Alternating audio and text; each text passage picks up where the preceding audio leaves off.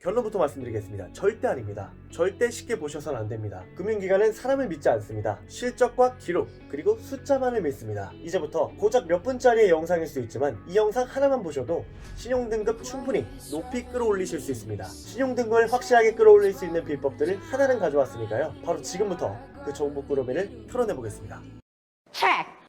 안녕하세요. 30대 자산가입니다. 여러분은 재테크에 있어 중요한 부분들이 어떤 것들이 있다고 생각하시나요? 너무 광범위한 질문이기에 말할 수 있는 답 또한 많으실 겁니다. 절약, 종잣돈, 부동산, 주식 등 많은 답을 말씀해 주실 겁니다. 그런데 여기서 정말 중요하지만 은근히 잘 모르시고 간과하시는 부분이 한 가지 있습니다. 바로 신용등급입니다. 신용등급은 부자가 되기 위해, 아니 부자가 되지 않더라도 평범한 우리도 꼭 관리해야 할 중요한 부분임에도 불구하고 신용등급을 쉽게 생각하는 경우들이 많습니다. 그렇다면 신용등급은 무엇이고 왜 중요할까요? 신용등급이란 말 그대로 나의 신용의 등급입니다. 쉽게 말해 나의 재무적 위치라고 보시면 됩니다. 우리가 친구에게 적은 돈을 빌려줄 때도 친구가 매일 술만 마시고 직업도 없이 방탕한 생활만 한다면 친한 친구라 하여도 선뜻 내 소중한 돈을 빌려주는데 큰 고민을 할 것입니다. 신용등급이란 금융기관에서 나의 재무적 위치를 파악하고 나의 수준에 맞는 금액과 그에 따른 이자를 책정해서 돈을 빌려주는 재테크에 있어서는 아주 중요한 부분을 차지합니다. 그렇다면 왜 신용등급이 우리에게 중요할까요? 바로 신용등급이 높으면 높을수록 내가 끌어올 수 있는 대출의 금액이 높아지는 것은 물론이고 이자 또한 낮게 적용받을 수 있기 때문입니다. 참고로 제가 오피스텔을 분양받았을 때 신용등급에서 문제를 빚어 분양됐던 물량들이 우두둑 떨어져 나왔던 기억이 선명합니다. 비교적 저렴한 오피스텔에서도 이런 현상들을 쉽게 목격할 수 있습니다. 그렇다면 이보다 값이 나가는 아파트, 나아가 서울의 고가 아파트 등에서는 더욱 심각하겠죠. 지금 현재 시점에 여러분의 신용등급은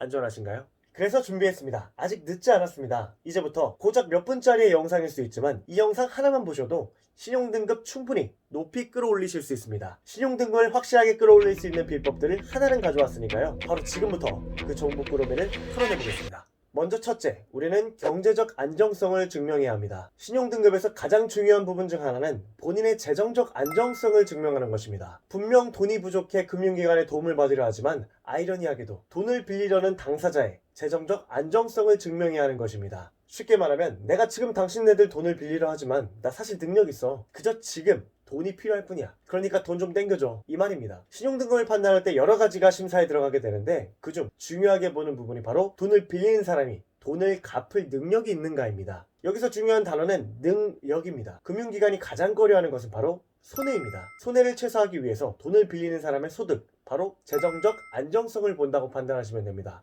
그러기에 좋은 신용등급을 위해 나의 꾸준한 소득과 재정적 안정성을 꼭 체크하셔야 합니다. 둘째, 현금 서비스, 카드론, 리볼빙을 피하자. 위에 말한 세 가지는 누구에게는 돈의 순환을 편하게 만들어주는 방법일 수 있습니다. 하지만 신용등급에 있어서는 정말 독입니다. 현금 서비스란 신용카드 회사에서 이용자에게 정해진 한도 내에서 일정 기간 동안 현금을 빌려주는 일, 카드론이란 신용카드 회사 등에서 이용자에게 신용도와 카드 이용 실적에 따라 돈을 빌려주는 일, 마지막 리볼빙, 이용자가 사용한 카드 대금 중 일정 비율만 결제하면 나머지 금액은 대출 형태로 전환되어 자동 연장되는 결제 방식이라고 나와 있습니다. 혹시 이 세 가지의 공통점이 보이시나요? 바로 대출, 빌려주는 일이란 부분이 공통적으로 나온다는 점을 캐치하실 수 있을 겁니다. 금융기관은 사람을 믿지 않습니다. 실적과 기록, 그리고 숫자만을 믿습니다. 이용자가 돈이 부족하기에 혹은 현금 흐름이 좋지 않기에 위와 같은 형태의 방법을 사용한다고 판단하기 때문에 금융기관 입장에서는 신용등급에 타격을 가하기에 충분한 이유가 될 수 있습니다.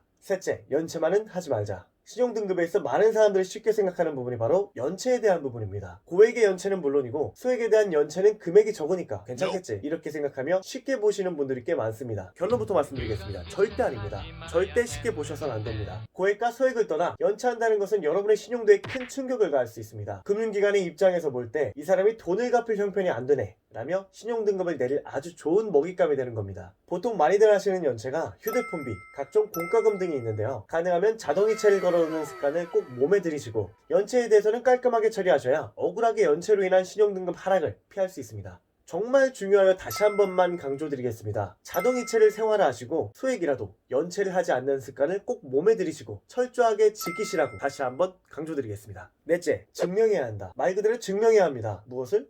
당신네들이 나를 믿어도 된다. 다시 말해 난 신용도가 높은 사람이다라는 것을 분명히 증명해 주셔야 합니다. 이를 증명할 수 있는 방법이 웃기게도 빚을 내거나 신용카드 등을 발급받아 성실하게 꾸준히 갚아나가는 것입니다. 잠깐 언급드렸듯 금융기관은 사람을 믿지 않고 실적과 데이터 그리고 숫자만을 믿는다고 말씀드렸습니다. 이를 위해서는 신용카드를 발급하여 꾸준히 연체 없이 갚아나가는 것, 그리고 대출을 일으켜 그 대출을 성실하게 갚아나가는 것으로써 신용등급의 상, 하락을 결정하게 됩니다. 그렇게 신용카드를 아예 안 쓰는 것, 대출을 아예 안 받는 것은 신용등급이 하위권으로 내려가는 것에서는 방어해줄 수 있겠지만 최고 등급으로 상승시키기엔 역부족일 수 있습니다. 다섯 번째, 신용카드의 한도는 최대로, 하지만 사용은 적당히. 이게 무슨 말이냐면 신용카드를 사용하고 이를 꾸준히 그리고 연체 없이 갚아나가는 것이 신용등급을 올리는 것에 큰 도움이 된다고 말씀드렸습니다. 그렇다면 신용카드를 어떻게 똑똑하고 챙길 것 챙기면서 사용할 수 있을지에 대해서 지금부터 말씀드리겠습니다. 먼저 자신의 소비 패턴을 확실하게 체크하시고 나의 소비를 통해 얻을 수 있는 혜택을 확인한 후 발급받으시는 게 가장 유리합니다. 그 후 신용카드의 한도는 최대로 올려놓으시고 보수적으로는 15에서 20% 조금 더 여유를 잡고 이용한다면 최대 한도의 30%까지만 사용할 것을 권장드립니다. 예를 들어 최대 한도가 100만원이라는 카드를 발급받고 80%에 해당하는 80만원 이상을 쓴다면 높은 신용등급을 받기 어렵습니다. 그러므로 한도는 최대로 잡지만 적당한 퍼센테이지의 돈을 사용하며 신뢰를 쌓아 나가셔야 합니다. 이렇게 오늘은 신용등급을 끌어올릴 수 있는 5가지 방법에 대해서 알아봤습니다. 사실 신용등급을 상승시키는 것은